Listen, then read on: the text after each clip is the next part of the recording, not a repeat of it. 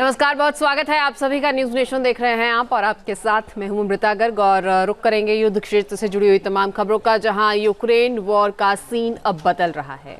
दोस्त बदल रहे हैं, दुश्मन बदल रहे हैं और हम बात कर रहे हैं फ्रांस की। इसने पहली बार अपने तल्ख तेवर से दुनिया को डरा दिया है और फ्रांस ने फैसला किया है कि अब वो अमेरिका के बगैर ही रूस से मुकाबला करेगा।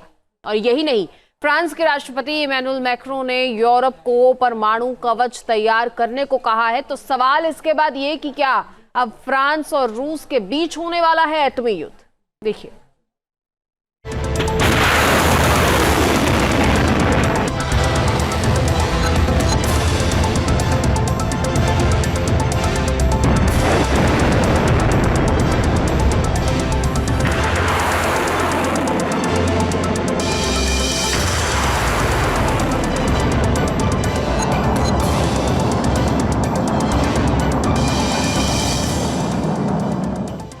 वो तबाही जो दुनिया ने पहली बार जापान में देखी थी।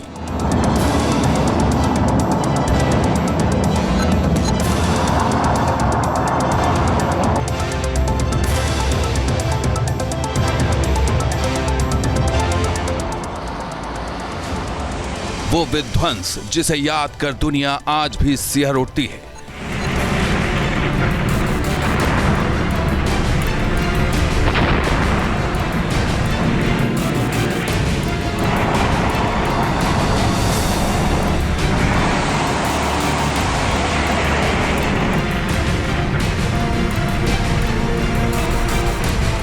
क्या दूसरे विश्व युद्ध वाली एटमी तबाही एक बार फिर होने वाली है?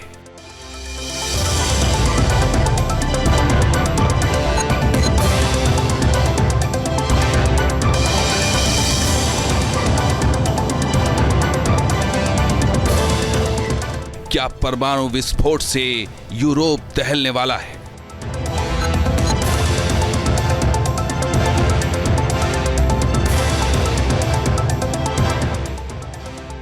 रूस से फ्रांस भिड़ेगा, एटमी युद्ध छिड़ेगा।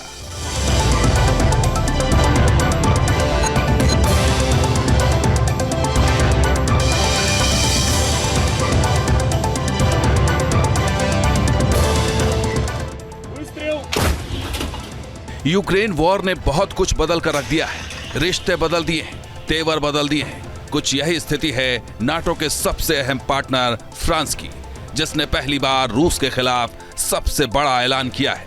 और यह ऐलान है रूस के खिलाफ एटमी तैयारी का।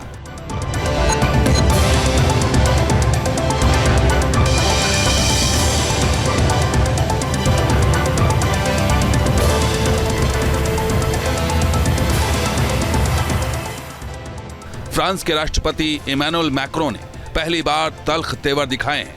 राष्ट्र के नाम 30 मिनट के संबोधन में उन्होंने कहा है कि अब यूरोप को अमेरिका के बगैर रूस से मुकाबला करने के लिए तैयार रहना होगा।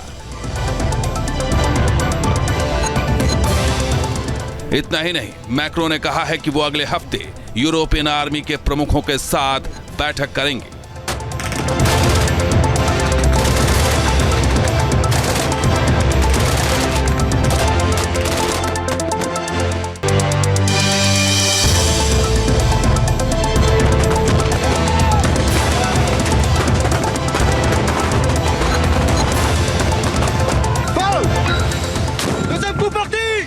नाटो से अमेरिका निकलने वाला है, इसका आभास मैक्रों को हो चुका है। इसलिए मैक्रों को यूरोप की सुरक्षा की चिंता सताने लगी है। तो वहीं उन्होंने रूस को एटम बम वाली धमकी भी दे डाली है।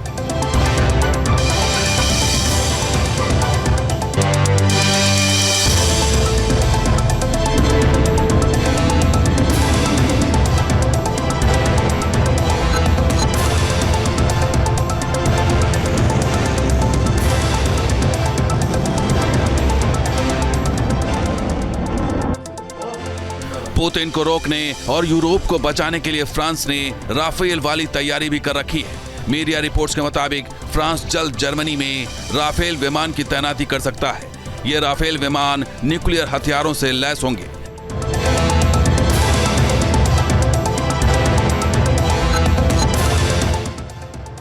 इस वक्त जर्मनी के रेमेस्टीन एयरबेस पर अमेरिकी फाइटर जेट F-35 तैनात हैं।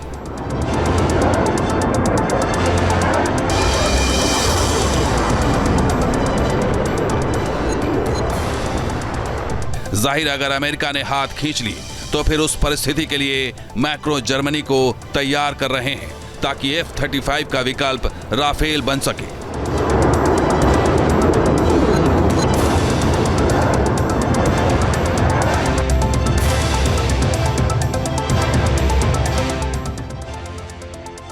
मैक्रों की भाषा और चिंता से साफ है कि इस वक्त यूरोप में रूस का खौफ है, तो वहीं एक संदेश भी छिपा है कि अब फ्रांस नाटो में अमेरिका की जगह लेने को तैयार है। इसलिए मैक्रो अब पूरे यूरोप को बचाने के लिए न्यूक्लियर डेटरेंट की बात कर रहे हैं। रूस के पास 5,500 से ज़्यादा न्यूक्लियर हथियार हैं, जबकि फ्रांस के पास महज 290 एटम बम हैं। तो ऐसे में शायद प्रेसिडेंट मैक्रोन का कहना कि वह रूस के विरुद्ध यूरोपियन यूनियन को प्रोटेक्ट करके रखेंगे शायद संभव ना हो। ये शायद सिर्फ साइकोलॉजिकली यूरोपियन यूनियन देशों का मनोबल बढ़ाने के लिए दिया गया स्टेटमेंट है।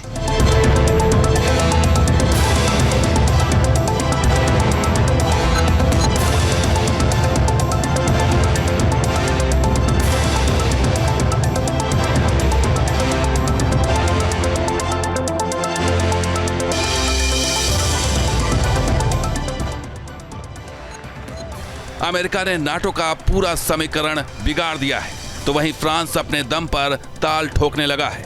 ऐसे में सवाल यही है कि अगर यूरोप और रूस के बीच परमाणु युद्ध छिड़ा तो कौन किस पर भारी पड़ेगा। एटम बम के नाम से दुनिया डरती है, इसलिए फ्रांस भी अब एटम बम के नाम पर यूरोप को एकजुट करने की कोशिश कर रहा है। ऐसे में यह जानना जरूरी है कि किसके पास एटम बम की कितनी ताकत है। एटम बम की तैयारी की अगर बात करें तो रूस सब पर भारी नजर आता है। एक ग्राफिक्स के जरिए हम ये आपको बताते हैं, दिखाते हैं कि किस तरह से यहाँ पर चाहे अमेरिका की बात करें, चाहे फ्रांस की बात करें, ब्रिटेन की बात करें, तो किसके पास कितनी क्या कुछ तैयारी है। ये ग्राफिक्स के माध्यम से हम आपको दिखा रहे हैं कि अमेरिका के पास 5,044 एटम बम है, जबकि ब्रिटेन की अगर बात करें तो ब्रिटेन के पास 225 एटम बम है। वहीं अगर फ्रांस की बात करें तो 290 एटम बम फ्रांस के पास है और यूरोप के पास 515 एटम बम है। जबकि यहां पर इन देशों की बात करें या अकेले रूस की बात करें तो वो सब पर भारी पड़ता हुआ नजर आता है। अकेले रूस के पास 5,580 एटम बम है।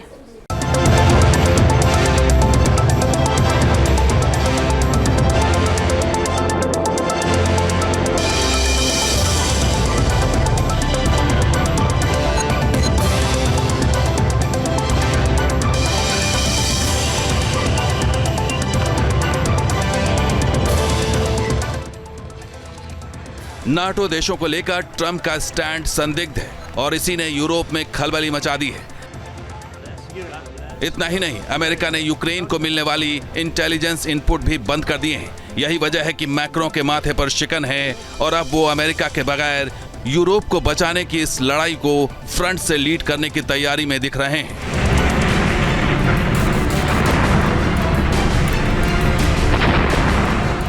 Team news nation. News nation अब व्हाट्सएप पर खबरों की ताजा अपडेट के लिए न्यूज नेशन के इस QR कोड को स्कैन करें।